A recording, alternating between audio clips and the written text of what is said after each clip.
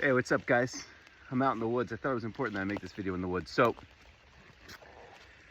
one of the reasons that I hate Purdue Pharma so much is that I watched one of my childhood best friends, someone I knew from the age of 5. I saw him get sucked into a world of drugs. I saw him start messing around with Oxycontin, and then, he progressed to heroin and then fentanyl and ended up in prison because to feed his addiction, he was selling it.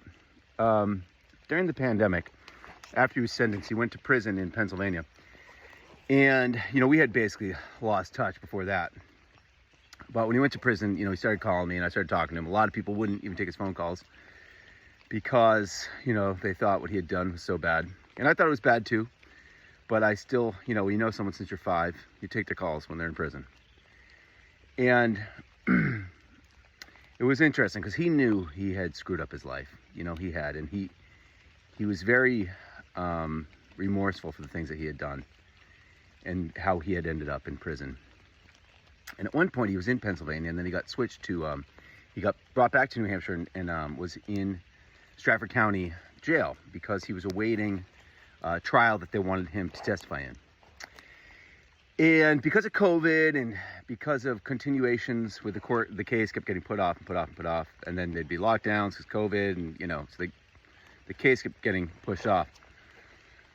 And at one point I was talking to him after he'd been there for a number of years. And he said,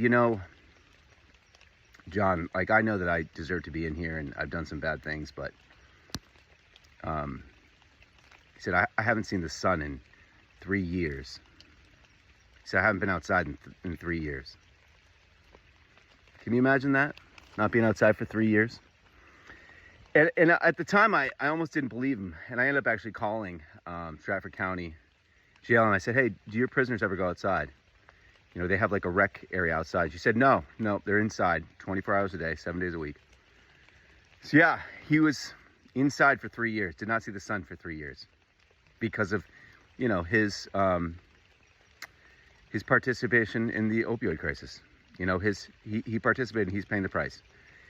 And yet the Sackler family, who created Oxycontin, who helped create and did create the heroin epidemic in New Hampshire, none of them went to prison. Not only did none of them go to prison, they're very rich people still. And then you have somebody like Cindy Wormington, who worked for Purdue Pharma, made money off Purdue Pharma, off of Oxycontin, was a lobbyist for them. And not only is she not really punished, doesn't apologize for what she's done, she thinks she can run for governor. Nope. Not on my watch. Not on my watch. No Purdue lobbyists will ever be governor of New Hampshire. Okay? If you see anyone that's a Cindy Wormington supporter, if you see her stickers or anything, just say, hey, just so you know, no lobbyist for Purdue Pharma is ever going to be governor of this state. Okay? That's why I'm here, because I'm keeping the bastards honest.